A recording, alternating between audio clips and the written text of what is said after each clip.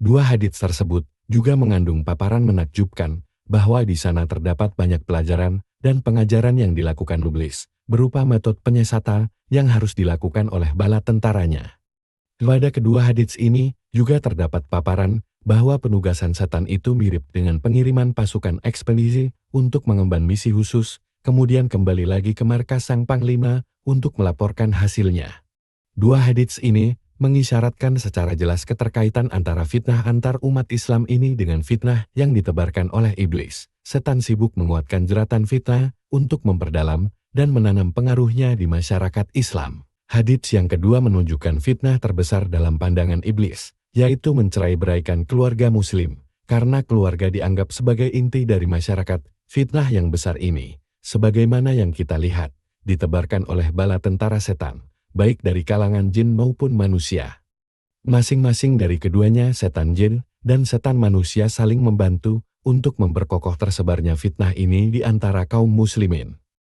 Oleh karena inilah kita tidak heran dengan perhatian masyarakat barat terhadap hak-hak perempuan dan kemerdekaannya di negeri-negeri kaum muslimin.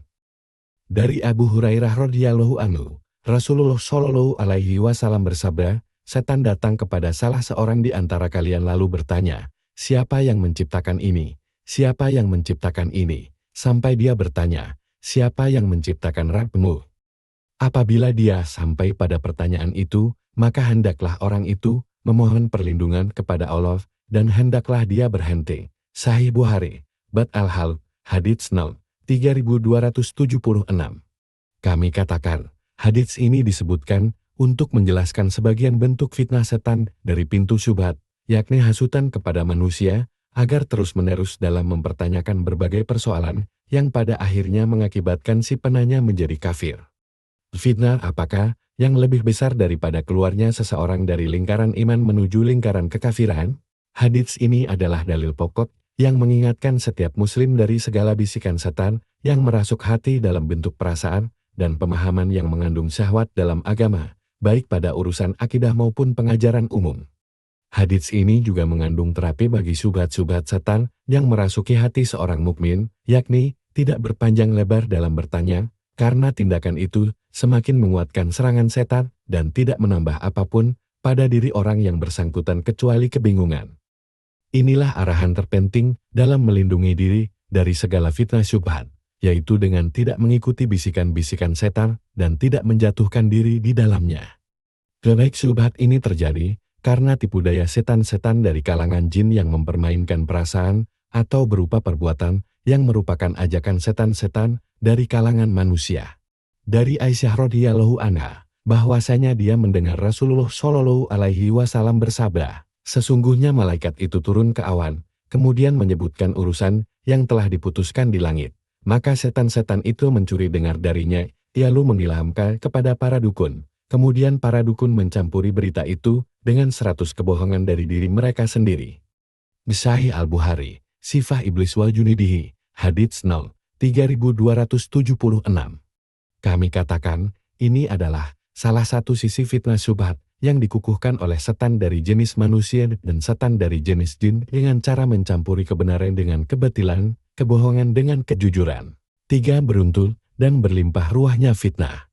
Dari Hudzaifah radhiyallahu anhu, bahwasanya dia mendengar Rasulullah Shallallahu alaihi wasallam bersabda, beragam fitnah ditimpakan pada hati manusia sebagaimana tikar yang dianyam selembar demi selembar.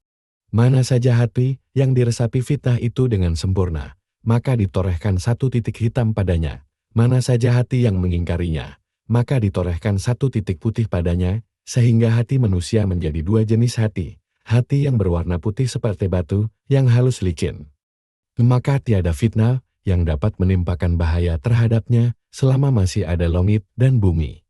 Sedangkan hati yang lainnya adalah hati yang berwarna hitam keruh seperti cangkir atau tempayan terbalik, tidak mengenali kebaikan dan tidak mengingkari kemungkaran, kecuali apa yang dirasukan dari hawa nafsunya. Sahih Muslim, Al-Iman, Hadits 144. Penjelasan.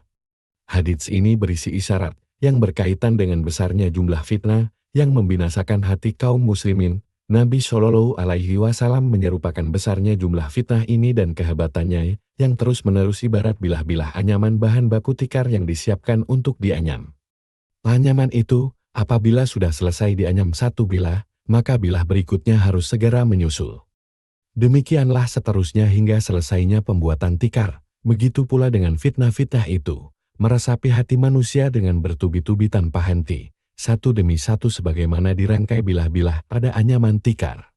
Atau hadits ini memberikan isyarat datangnya fitnah yang beruntun dan saling berkaitan satu sama lain sebagaimana bilah-bilah tikar yang saling menempel erat satu dengan yang lainnya.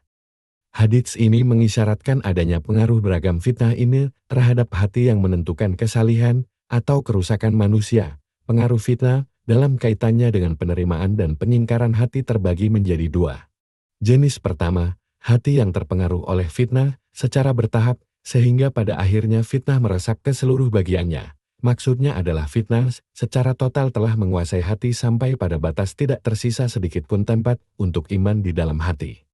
Inilah hati yang disifati oleh Nabi Shallallahu Alaihi Wasallam dengan dua sifat, hati yang menghitam dengan sedikit warna putih, dan hati yang terbalik.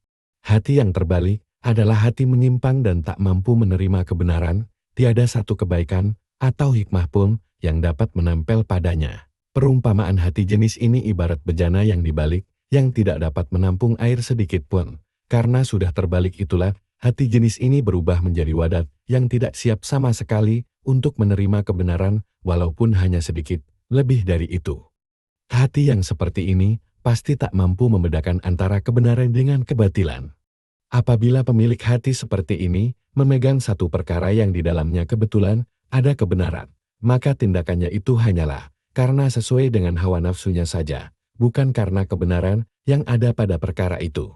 Makna hadits adalah orang yang memiliki hati yang terbalik akan selalu mengikuti hawa nafsunya, sengaja terjun di dalam fitnah, ataupun menjatuhkan dirinya ke dalam fitnah, baik fitnah berupa harta, wanita syubhat, syahwat, atau darah. Lantas dia terpengaruh di dalam fitnah yang dia terjuni, sehingga rela dan senang hati mengerjakan berbagai kemaksiatan, pada akhirnya menguasai hatinya, semua maksiat yang telah dia kerjakan, dan dia selalu dalam kesaliman setelah itu. Apabila keadaannya demikian, untuk seterusnya, maka dia terfitnah dengan sempurna dan hilanglah dari dirinya cahaya Islam tanpa sisa. Hatinya menjadi tertutup sama sekali untuk menerima kebenaran, bisu untuk mengatakan kebenaran, ataupun teramat keras untuk sekedar terpengaruh oleh kebenaran.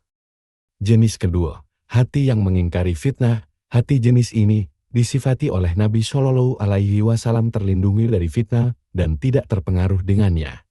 Oleh karenanya hati yang tidak terfitnah menjadi putih, menunjukkan adanya cahaya yang selalu meneranginya. Selanjutnya bagi hati ini kebenaran terpisah dari kebatilan di sela-selanya dengan batas yang sangat jelas. Sifat hati jenis ini tidak hanya terbatas pada putih dan bercahaya saja. Akan tetapi juga disifati menyerupai batu yang halus dan licin, yang tiada debu sedikit pun, yang mampu menempel padanya dan tidak terkotori oleh daki sedikit pun.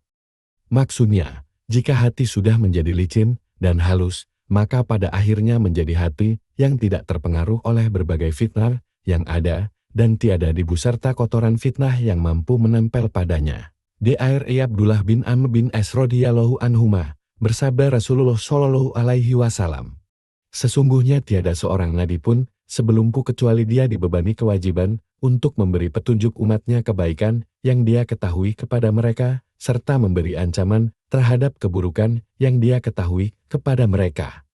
Sesungguhnya umat kalian ini dijadikan keselamatannya pada orang-orang awalnya, dan malapetaka akan menimpa orang-orang akhirnya, dan juga beberapa perkara yang kalian mengingkarinya. Fitnah datang lantas sebagiannya memperlemah sebagian yang lain. Fitnah datang lalu ada seorang mukmin berkata, inilah kebinasaanku. Kemudian fitnah pertama lenyap dan datanglah fitnah yang baru. Seorang mukmin yang lain berkata, ini. Maka siapa saja yang ingin dijauhkan dari neraka dan dimasukkan ke dalam surga, maka hendaklah dia berusaha agar kematian datang kepada dirinya sedang dia dalam keadaan beriman kepada Allah dan hari kiamat. Hendaklah dia datang kepada manusia yang senang didatanginya. Barang siapa yang membayat iman hendaklah dia memberikan bayat kepada imam tersebut sepenuh tangannya dan berikan juga buah hatinya. Maka hendaklah dia menaatinya sekuat kemampuannya. Jika orang lain datang untuk mencabutnya mencabut bayat, maka kalian penggalah leher orang lain itu. Sahih Muslim, Al-Imarat, Hadits No. 1844. Kosakata asing, Yurok-koku, maksudnya sebagiannya menjadi lunak, yakni menjadi ringan pengaruhnya karena besarnya fitnah yang datang sesudahnya. Dikatakan pula bahwa maknanya adalah sebagiannya serupa dengan sebagian yang lain. Dikatakan pula bahwa maknanya sebagiannya menggiring sebagian yang lain dengan kerlokan dan bujukan. Penjelasan: Islam akan ditimpa ujian yang berupa fitnah yang melimpah ruah dalam berbagai urusan dan beragam petaka. Orang yang mengamati secara teliti keadaan umat pada masa kita sekarang ini pastilah dia mendapati kebenaran sabda Rasulullah Shallallahu Alaihi Wasallam ini. Pada hadits ini terkandung isyarat tentang beruntunnya fitnah yang membinasakan umat. Nabi Shallallahu Alaihi Wasallam menggambarkan sifat fitnah tersebut, sebagiannya akan melunakkan sebagian yang lain. Ini menunjukkan bahwa fitnah itu datang secara bertubi-tubi dan sebagiannya terkait dengan sebagian yang lain. Pada umumnya fitnah yang dimaksud di sini adalah fitnah darah pertumpahan darah. Hadits ini juga mengisyaratkan bahwa fitnah itu akan terus meningkat levelnya. Artinya fitnah yang datang belakangan lebih dahsyat daripada fitnah sebelumnya. Peningkatan kedahsyatan fitnah jelas didapatkan faktanya dari perkataan salah seorang mukmin tentang fitnah yang pertama, bahwa itulah fitnah yang membinasakan dirinya. Tetapi ketika fitnah pertama usai dan segera muncul fitnah yang kedua, maka si mukmin tersebut mengatakan, inilah fitnah yang lebih dahsyat dan lebih membinasakan. Oleh karenanya perkataan si mukmin tersebut sebagai bentuk penegasan bahwa fitnah yang ini lebih dahsyat daripada fitnah yang itu.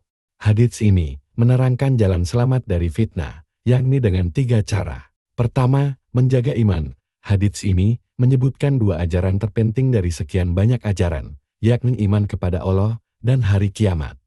Dalam redaksinya terkandung petunjuk bahwa berbagai fitnah ini pada awalnya menyerang dengan dahsyat pokok keimanan di hati manusia, lalu mengubahnya menjadi kesyirikan, dan juga melemahkan orientasi akhirat yang ada di dalam hati sekaligus menguatkan orientasi untuk mencari dunia.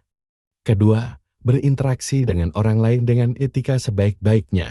Ketiga, menaati imam pemimpin di dalam kebenaran sesudah membayatnya, tidak berupaya mengkhianati imam, ataupun menimbulkan perpecahan di barisan kaum muslimin.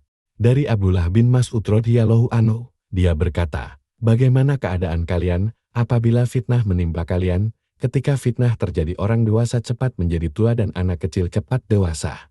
Apabila ditinggalkan sedikit darinya, maka dikatakan, sunnah telah ditinggalkan. Mereka berkata, kapankah itu? Ibnu Mas'ud berkata, apabila ulama kalian telah menghilang meninggal dunia, orang-orang bodoh kalian semakin banyak. Orang-orang yang paham din dari kalian kian sedikit.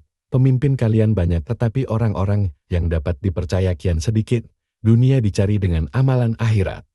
Dan ilmu agama dipelajari untuk selain agama din. Sunan Ad-Darimi 175.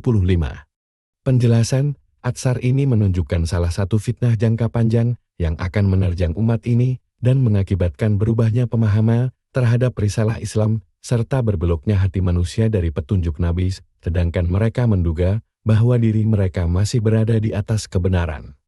Sebenarnya mereka pada saat itu telah berada di posisi yang begitu jauh dari posisi kebenaran yang semula pernah mereka tempati.